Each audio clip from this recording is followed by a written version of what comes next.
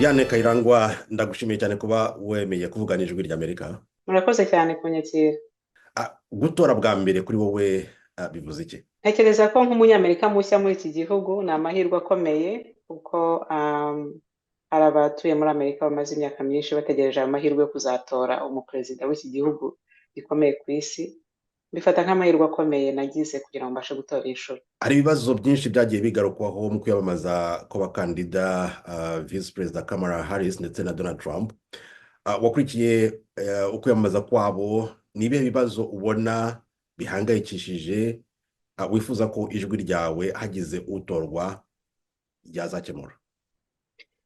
Nkurikije ubumenyi buke nabonye muri aya matora mu kwiyamamaza n'ihangana ryabayeho mu bakandida bombi, ntekereza ko Amerika ifite ibibazo bikomeye cyane byo gushyamirana mu baturage cyangwa muri politike yayo, kandi mbona ko buri shyaka hari ibyo rifite. Njye nko ku giti cyanjye ngenda mbona ko kuri buri ruhande hari ibyo twemeranywaho no ku rundi ruhande hari ibindi tutemeranywaho, ariko mbona nk'umukandida njye nahisemo nkurikije intego afite, naramuka atowe akaba perezida, mbona ko hari ibintu byinshi cyane azazamura, cyane cyane ku bigendanye n'umuryango n'ibibazo bizingiye kuri umuryango ny'Amerika muri rusange. Kamala Harris ni Vice Perezida wa Leta Zunze Ubumwe za Amerika. Aramutse atowe, yaba yanditse amateka nk'umugore wa mbere ugiye kuyobora igihugu cy'igihangange nk'Amerika. Nawe uri umugore, kumva ijwi ryawe wenda rikaba ryaba rimwe mu majwi menshi ashobora kujya ku ishyaka ry'abademokarate, umugore akayobora Amerika, urabyumva ute? Ni nk'inzozi zizaba zibaye ukuri ku nshuro ya mbere ku banyamerika muri rusange, kuko ni amateka atazigera asibangana umunsi umudamu Kamala Harris azaba atowe akaba perezida.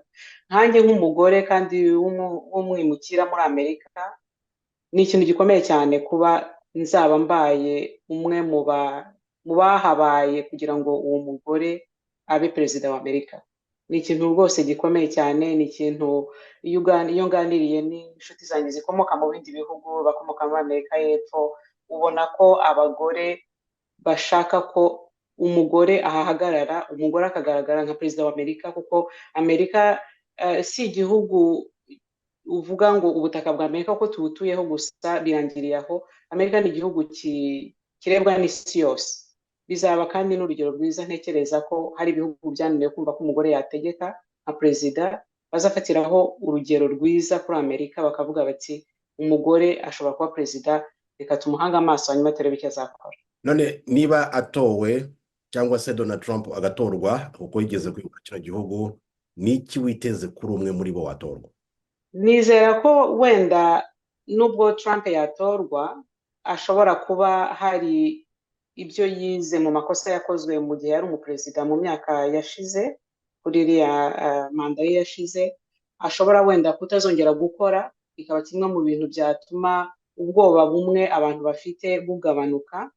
Abantu wenda bakavuga bati azaba umuntu uhindura imitekerereze, ko abantu benshi yabateye ubwoba mu buryo bumwe cyangwa ubundi.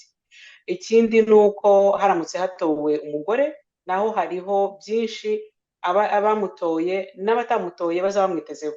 Azaba afite intambara nini cyane yo kurwana, cyane cyane ko tuzi ko hari byinshi bitega abagore, bikurikije n'uko imyaka myinshi yabayeho abagore batigeze bahabwa amahirwe yo kuba mu myanya ya politiki ikomeye.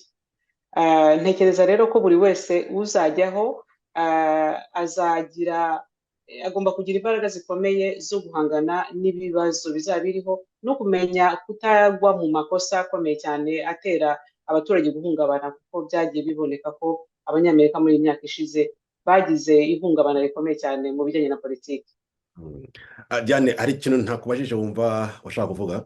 Iby'ingenzi tubivuzeho, kandi ntegereje rwose nihanganye kandi nshaka kumenya ukuntu biri burangire, kuko ni ikintu giteye amatsiko. Imibare urabona ko iregeranye cyane kuri aba bakandida bombi, ariko twese nk'uko bavuga mu Kinyarwanda dufatiye iry'iburyo umukandida buri wese yahisemo kugeza ku ndunduro. Diane Kayirangwa, umunyarwandakazi, wabonye ubwenegihugu bw'Amerika, utoye bwa mbere. Ndagushimiye cyane kuba wemeye kuvugana ijwi ry'Amerika. Murakoze cyane namwe.